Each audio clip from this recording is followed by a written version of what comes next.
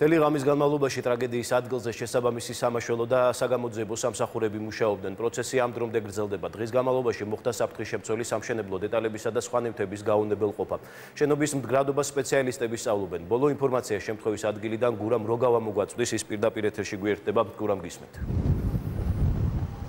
დიახ, ვასილ, ახლა ყველასთვის არის საინტერესო, რამდენად შესაძლებელი იქნება ამ კორპუსში ცხოვრების გაგრძელება. სწორედ აქ ცხოვრებლებს აინტერესებთ თუ რამდენად მდგრადია ეს შენობა და სპეციალისტებმა პერიმეტრი შეისწავლეს და სავარაუდოდ პასუხი იქნება დღის ბოლომდე. მანამდე კი აქ მეხანძრე მაშველების დახმარებით შეძლეს ადგილობრივებმა საკუთარი ნივთების ტანსაცმლის გამოტანა პერიმეტრიდან. ისინი დროებით მერია მუზრუნველყო ბუნებრივია საცხოვრებელი ფართებით. როგორც ადგილობრივები ამბობენ, მათი ვარაუდია, რომ ეს ტრაგედია გამოიწვია კომპანია ყაზტრანსგაზის დაუდევრობამ, რადგან როგორც ისინი აცხადებენ, მათ გუშინ იგრძნეს გაზის სუნი, გამოიძახეს შესაბამისი სამსახური, თუმცა ვარაუდობენ, რომ ამ სამსახურის წარმომადგენლებმა გამოიჩინეს უყურადღებობა.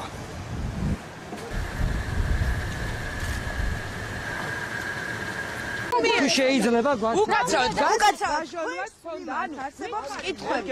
თუ შეიძლება გითხარათ, გუშინ იყავით შემოწმებაზე?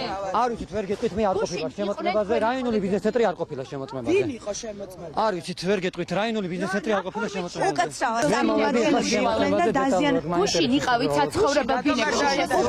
თქვენ გაკისრებენ პასუხისმგებლობას თქვენ სამსახურს. ჩემ სამსახურს თუ აკისრებენ, მე არ ვიცი, პირადად მე არ მეკისრებენ. თქვენი სამსახურის წარმომადგენელი. სახლი დაზიანებულია, მაგრამ სხვებთან შედარებით გადავრჩით. ანუ ისეთი ზარალი არ მიგვიღია, რაც სხვებმა.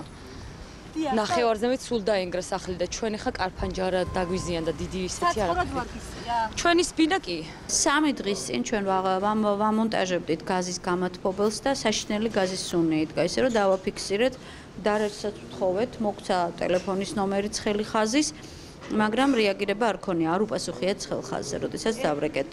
ეს აფეთქებამდე 3 დღით ადრე. იქეთა გვერდითა მიმდებარე კორპუსიდან იყო ეს პრობლემა. როდესაც გამჭოლი სადერბაზოს რკინის კარი გავაღეთ, უფრო გაძლიერდა სუნი.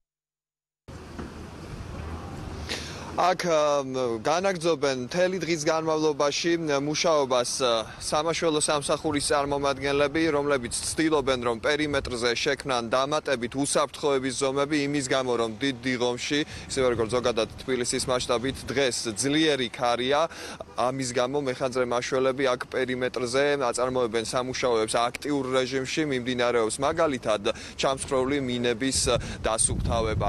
აქ ადგილზე ასევე დღეს მოვიდა მოქალაქე, რომელმაც დაღუპულების პატივისცემის ნიშნად მოიტანა ვარდები. დღეს გლოვის დღეა გუშინ მომხდარი ტრაგედიის გამო. მადლობა, გურამ როგავა საუბრობდა მომაბის პირდაპირ ეთერში.